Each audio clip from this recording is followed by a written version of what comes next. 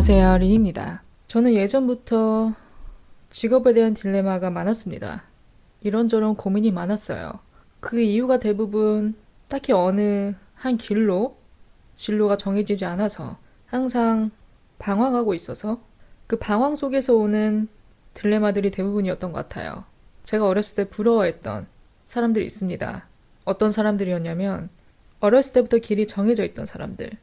어렸을 때부터 어느 분야에 뛰어난 재능을 보였다던가 그냥 관심으로 시작했는데 어떻게 운이 닿아서 아예 애초부터 그 길로 빠진 사람들. 그런 사람들을 굉장히 부러워했습니다. 왜냐면 더 이상 진로에 대해 고민할 필요가 없잖아요. 뭐 매번 이직 고민 안 해도 되고 어떤 길을 가야 될지 뭐 어떻게 시작을 해야 될지 어떤 취미부터 가져야 될지 무엇을 도전해야 될지 고민 안 해도 되니까 여태까지 해왔던 것을 그대로 성인이 돼서도 이어나가면 되니까 그러니까 겉으로 보기에는 그게 굉장히 저한텐 부러움의 대상이었습니다. 물론 제가 그 사람들의 속은 알 수 없죠. 인생에 있어서 여러 가지 고민이 있는데 그 중에 큰 부분을 차지하는 게 이제 진로잖아요. 직업 진로. 그러니까 그 부분에 대한 걱정을 덜었다는 것, 그 자체에서 오는 부러움이 있었어요. 그래서 제가 예전에 팟캐스트에서 다뤘던 주제들을 살펴보면 대부분 약간 방황에서 오는 질문들이었습니다. 취미가 없어요. 왜 꼭 좋아하는 일을 해야 할까? 등등.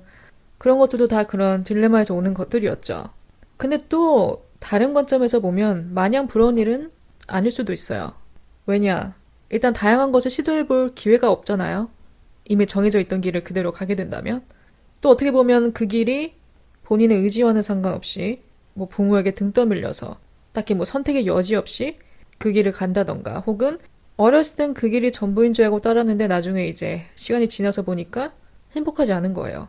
그 일을 하고 있는 내 자신이. 그래서 나중에 그걸 늦게서야 이제 깨닫고 다른 길을 찾는 사람들. 그런 케이스도 있기 때문에 또 마냥 제가 겉으로 보여지는 모습만 보고 판단하기엔 이럴 수도 있죠. 항상 남의 떡이 커 보이는 법이잖아요. 내가 가지지 못한 것을 남이 가졌을 때 그게 굉장히 커 보이고 부러워 보일 수 있죠. 또 그 사람들 다 행복할 거라 생각하는데 또 모르는 거죠. 그건 다 상대적인 거니까. 솔직히 지금도 그 고민이 멈춰졌다고는 할 수 없어요. 모르겠어요. 제가 평생 직업이라고 느낄 만한 것을 찾게 된다면 이 딜레마가 멈출지. 그럼에도 평생 이 딜레마를 안고 살아갈지. 평생 직업이란 게 있나요? 누군가에겐 있을 수 있는데 또 어떻게 보면 이 세상에 영원한 건 없잖아요. 내가 뭐 원하든 원치 않든 그 자리에서 내려와야 되는 그런 시간표가 올 때도 있고 혹은 또 내 의지와는 다르게 뭐 내 개인적인 사정으로 내가 좋아하던 일을 그만둬야 되는 상황이 올 수도 있고 뭐 질병이나 부상 등등 변수가 너무 많기 때문에 내가 이건 내 평생 직업이야. 평생 직업이 될 거야. 나 이 직업을 너무 사랑해. 라고 깨달았다 하더라도 그것이 영원할 거라고 기대하기는 어려운 것 같아요.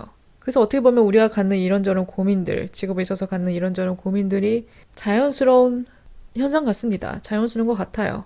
저만 이런 고민하는 거 아니겠죠? 누구나 다 하겠죠? 저는 항상 이 둘 중에서 방황했습니다. 예전부터 직업을 선택할 때. 뭐였냐면 고연봉, 고강도 직업 대 평균 임금, 저강도 직업.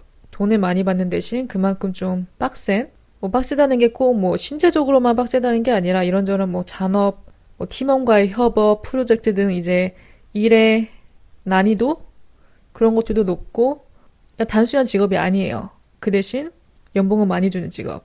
반대로 임금은 보통입니다. 평균 임금이에요. 낮지도 높지도 않은 평균 임금. 그러다 보니까 난이도도 수월한 편이죠. 강도가 높지 않은 직업, 어렵지 않은 직업. 항상 저는 이 둘 사이에서 갈등을 했습니다.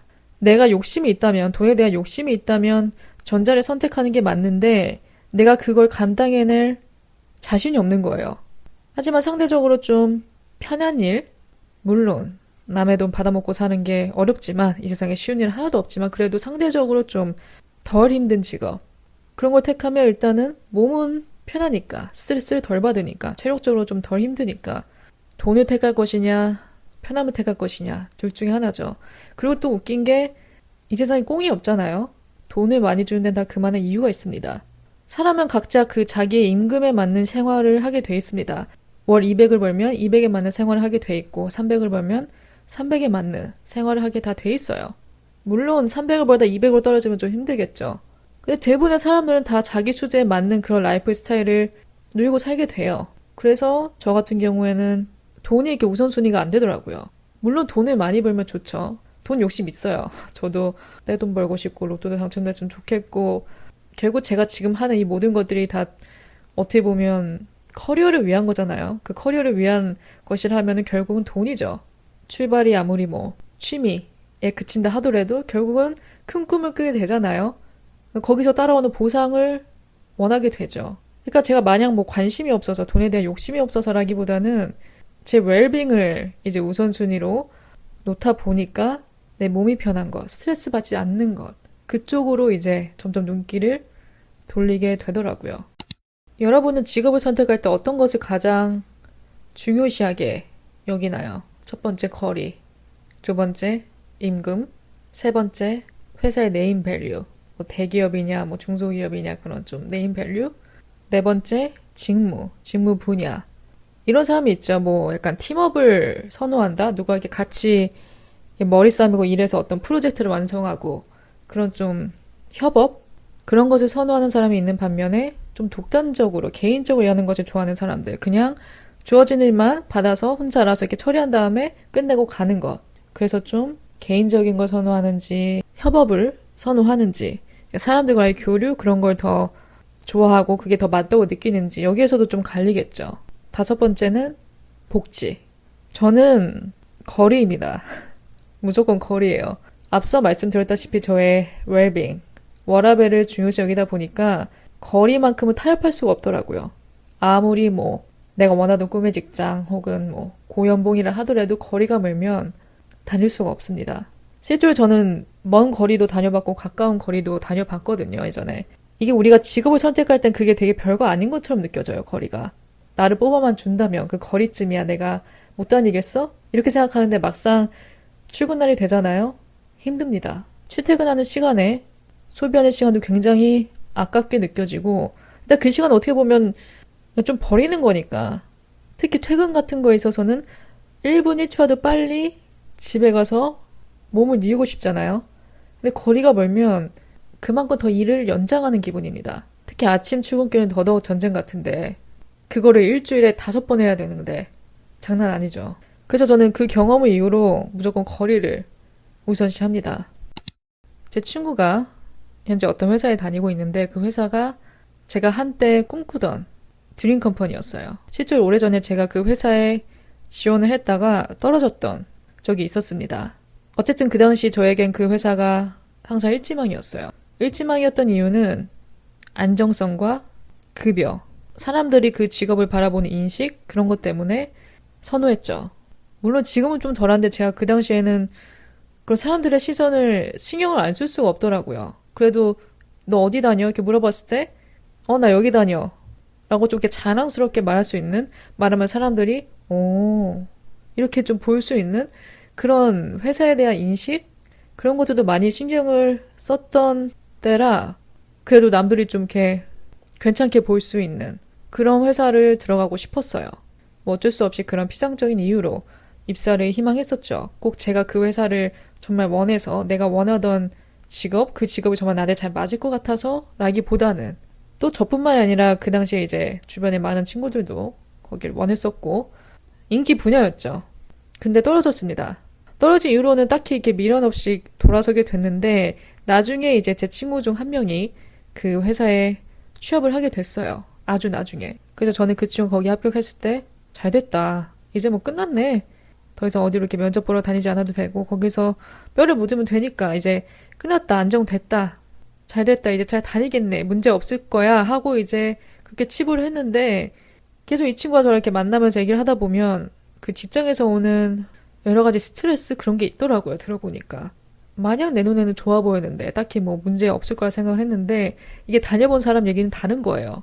사람들과의 갈등, 왠지 모를 털세, 이런저런 게 자잘한 사고, 혹은 뭐 고객이 주는 그런 스트레스, 뭐 성과급, 승진 등등 다양한 곳에서 이렇게 스트레스가 온다 하더라고요. 그래서 그 친구가 항상 만날 때마다 저한테 이런 얘기해요. 이쪽 오지 말라고. 보통 자기 직업에 만족하고 괜찮다 생각하면 남들한테 이렇게 추천할 수 있잖아요. 뭐 나쁘지 않아, 괜찮아, 한번 도전해봐 이렇게. 근데 그 친구는 처음부터 끝까지 현재까지 저한테 추천했던 적이 없습니다. 내가 그것을 가져보기 전엔 모르는 거예요. 해봐야 아는 거죠. 그리고 남의 떡이 커 보이지만 항상 큰 것만은 아니라는 것을 이렇게 느끼게 됐습니다. 그래서 내가 마냥 불화할 건 아니구나. 또 이렇게 제가 제 3자를 통해 그 직업의 단면을 깊이 이렇게 보게 되니까 다 상대적인 거구나. 다 개인마다 느끼기 나름이구나. 이 세상에 이렇게 완벽한 베스트 오브 베스트, 꿈의 직장 그런 건 없을 수도 있겠다. 라는 깨달음이 들었습니다. 오늘 직업 얘기하다 보니까 언급 안 할 수 없는 게 취업난이죠. 고용시장 불안, 청년 니트족 증가 등 이런 문제들이 단순히 일자리 부족 뿐만이 아니라 굉장히 다층적인 문제라고 봅니다. 표면적으로는 그냥 취업 못하는 청년들의 문제로 돌릴 수 있지만 더 깊이 들여다보면 사회 구조적 요인과 노동시장 시스템의 문제가 복합적으로 얽혀 있는 거죠. 그래서 저도 궁금해졌어요. 원인이 뭘까? 이런 현상의 원인. 일단 첫 번째, 일자리 양극화. 이거는 하루 이틀 얘기가 아니기 때문에 많은 분들이 인지를 하실 테지만 보통 내가 선택할 수 있는 상황이라면 중소기업보다는 대기업, 공공기관을 선호하게 되죠. 또 청년들 중에서도 일정 이상의 학력, 자연스럽게 고학력자는 공공기관이나 대기업을 선호하게 되고 그쪽으로 몰리다 보니까 경쟁력이 심해지는 거죠. 가끔 이런 말 하는 사람도 있습니다. 눈을 좀 낮춰라. 눈을 낮추면 갈 곳은 많다. 좀 더 수월할 거다. 완전히 틀린 말은 아닙니다. 근데 우리가 그 당사자가 돼보면 또 입장이 다를 수도 있어요. 내가 그래도 배운 게 있는데, 공부한 게 있는데, 갖춘 스펙이 있는데 이걸 가지고 애써 낮은 곳을 바라보기 싫은 거죠. 더 높은 곳을 바라보고 싶죠. 물론 요즘같이 이렇게 치열한 상황에서 한올 수 없이 차선책으로 눈길을 돌린 사람도 있겠지만 그렇다고 그 높은 곳만 우러러보는 사람들에게 무조건 눈을 낮춰라 라고만 하기에는 좀 깊이가 부족한 느낌? 사람이 정말 급해진다면, 불안해진다면 어쩔 수 없이 2순위, 3순위까지 눈을 돌리겠지만 원하는 곳에 취업하기 위해 끈기 있게 도전하고 준비하고 그러는 과정들을 마냥 또 시간 낭비라고만 볼 수는 없는 거죠. 그 다음은 노동시장의 경직성, 정규직 해고가 어려운 구조 속에서 기업들은 신규 채용을 줄이거나 비정규직으로 돌리는 거죠. 해고 얘기를 하다 보니까 생각나는 게 미국. 미국은 한국에 비해 해고가 훨씬 자유로운 나라죠. 이런 이유가 단순히 마음대로 자르는 나라여서가 아니라 노동시장의 구조와 법적 체제, 법적 기반 자체가 완전히 다르기 때문이라고 합니다. 일단 우리는 해고 제한 원칙, 특히 부당해고 금지 등의 원칙이 있죠. 하지만 미국은 임의 원칙이라고 합니다. 그리고 근로계약을 할 때도 한국은 정규직 중심, 그리고 또 고용 보장을 강조하는 반면 미국은 개인계약 중심, 또 단기계약이 많고요. 또 미국은 해고가 자유로운 대신 재취업 기회가 열려 있습니다. 해고는 인생 끝, 인생 망이 아니라 또 다른 시작이 될 수 있는 거죠.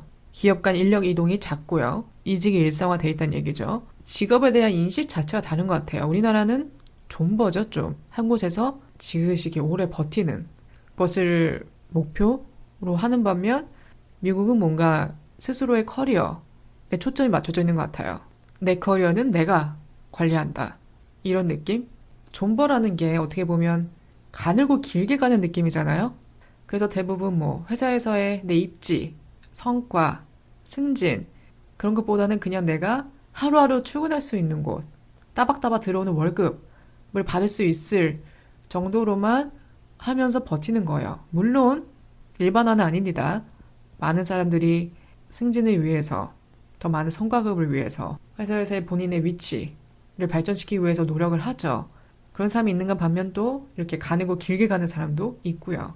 그래서 전반적으로 조합을 해보면 한국에서는 해고가 거의 금기시 되다 보니까 이렇게 유연하지 않다 보니까 채용 자체를 굉장히 신중하게 하고 반대로 미국은 유연해요.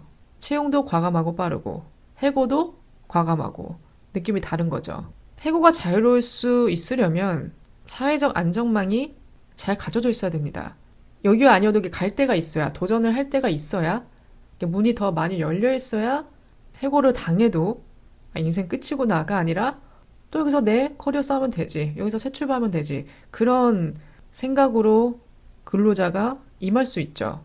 불안하지 않게, 마음 편하게. 그게 안 되는데 해고를 해버린다 하면은 답이 없는 거고, 당연히.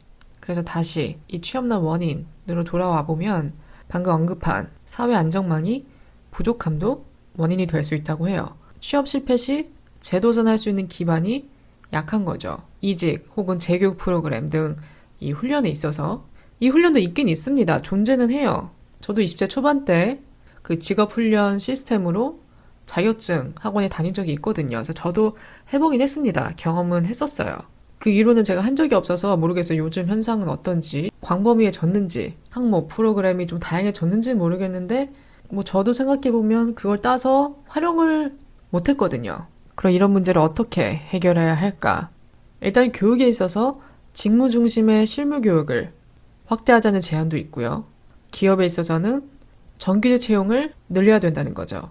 정규직 채용을 확대시키고 서열보다는 이 성과 중심 보상, 그 사람이 해내는 그 성과 중심의 보상으로 체계를 바꾸는 것도 방법이 될 수 있고요. 직업훈련이나 창업 지원을 좀 더 체계화하고 범위를 늘린다던가 청년의 고용보조금을 확대시킨다던가 그런 정부 정책 면에서도 나온 제안이 있습니다. 또 무엇보다 우리가 인식을 좀 바꿔야죠. 물론 개인의 탓인 경우도 있겠죠. 하지만 무조건 막연히 개인의 탓으로만 그 프레임을 씌우지 말고 구조의 문제로 보는 그런 인식을 가지면 좋을 것 같습니다. 오늘 에피소드는 여기까지입니다. 이 직업 관련 주제는 제 팟캐스트의 고정 토픽 같아요. 단골 손님? 앞으로도 제가 간간히 또 어떤 딜레마가 생기거나 뭐 고민이 생기거나 그런다면 또 다른 주제와 이렇게 좀 병합해서 만들 수도 있겠죠. 어쨌든 오늘 얘기하다 보니까 단골 주제가 된 느낌이네요. 그래도 맨날 했던 얘기 똑같이 하면 지겨우니까 최대한 앞으로도 좀 다양성을 첨가시켜서 이야기를 좀 더 흥미롭게 이끌어 가도록 노력하겠습니다. 혹시 오늘 뭐 저와 같은 고민을 해보신 분들이라면 그래도 좀 공감 가는 부분이 많았으면 좋겠네요. 남겨주고 싶은 의견이 있으시다면 스포티파이 댓글이나 팟캐스트 인스타그램, 애플 팟캐스트 리뷰에 남겨주시면 좋을 것 같고요. 에피소드와 함께 제가 항상 릴스와 쇼츠도 같이 올리고 있으니까요. 짧은 클립으로 즐기고 싶으신 분들은 유튜브나 인스타그램 계정에 들어가셔서 확인해 주시면 좋을 것 같아요. 남은 하루도 무사히 잘 마무리하시고요. 저는 또 다음 에피소드로 찾아뵙겠습니다.